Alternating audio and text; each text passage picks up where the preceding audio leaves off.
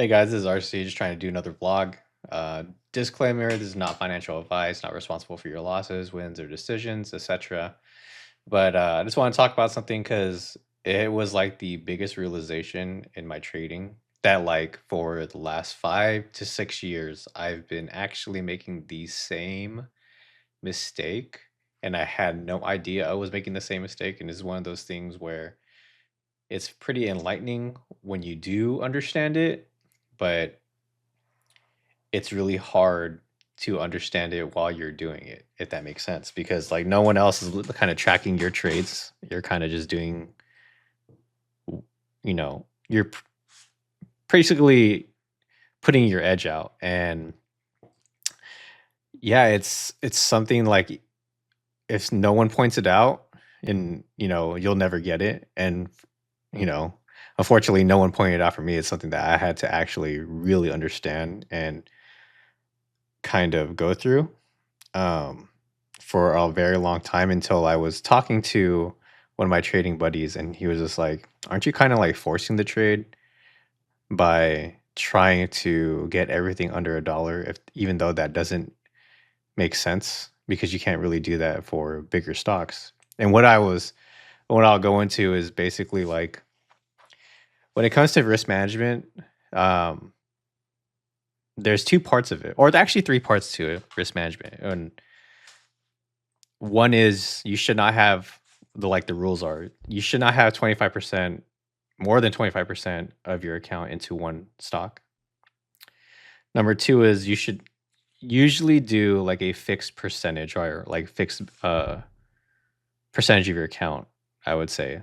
So that equals 1R. So usually I do like 0.25%, but never like more than 1% of my account at risk.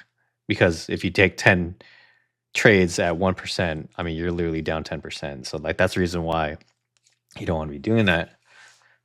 And the third is you have to do your position sizing, almost based on the ATR or ADR of the stock. And that's kind of one of those things where it's very hard at first to grasp that term, but as you understand it and push it, it makes you realize how much money you can actually make once your edge is there and it's presented itself and the market conditions are there for you to actually prove it.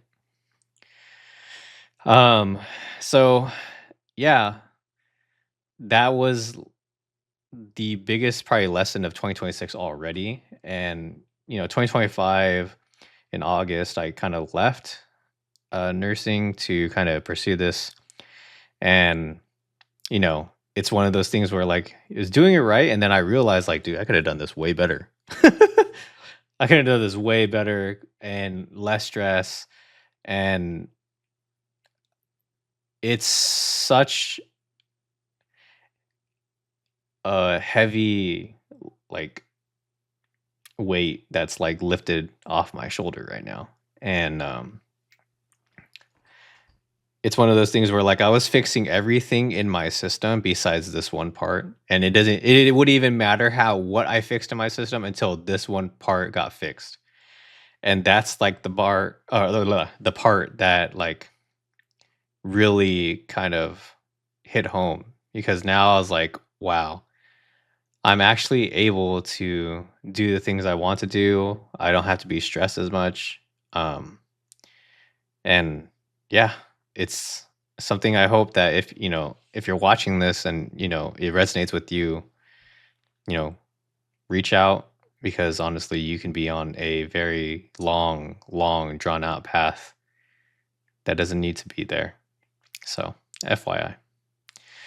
One of those things when I was playing, or when I was, playing my edge, is that like I would get the position sizing right here and there, but because I was doing it the wrong way, eventually when I did get it right, I was thinking like, oh, this is the right way to do it.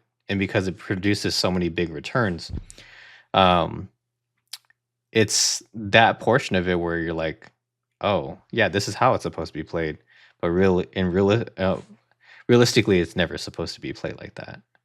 it shouldn't have this much emphasis. I mean, yes, you do want to get like 20%. You can pyramid and scale into a trade, but the way that I was doing it before, where I was trying to do everything under $1, no, it's no way.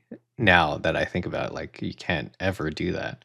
It's possible with like lower stocks, like lower, like $4 stocks and stuff like that, where you can get like a whole bunch of sides. But yeah, for the most part, I don't know. It's really hard to say to be doing that for a good amount of time. But anyway, the other part of this is that like trading full time, that mentality. Whew, I mean, I'm sitting in it now, but like it's it has been very very stressful, especially like when you're depending on everything with trading. No one really talks about that. There's a glamour of like, you can have everything and stuff like that. But at the same time, it's a really different mindset, especially like if you've been working like a 9 to 5 or like, getting paid hourly and stuff like that. Like that mindset shift is totally different. And this one is like with trading, your paychecks are based on performance and not an hourly job. And so it doesn't matter, like you mess up so many times, like you'll still get paid, right? Yeah, you might get reprimanded or whatever it is, but majority of the time, like once things happen, like you are fighting your own demons out there in the market. And I think that's like the part where it can really destroy you, because everything that you lack as a trader comes out. And it's one of those things where like the market does go out there and pull those weaknesses from you, and it like literally puts them out there, and it's like, look, I'm gonna exploit every single one of these weaknesses. And it's up to you to kind of figure those out and strengthen them, and to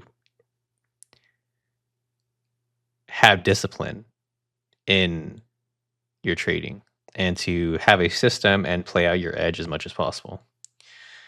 But yeah, that's all I have for today. I just wanted to kind of put that out there. Dynamic position sizing is probably the biggest lesson that I've learned in 2026 so far. And I hope that you guys can learn from that too. Have a good one, guys. Peace.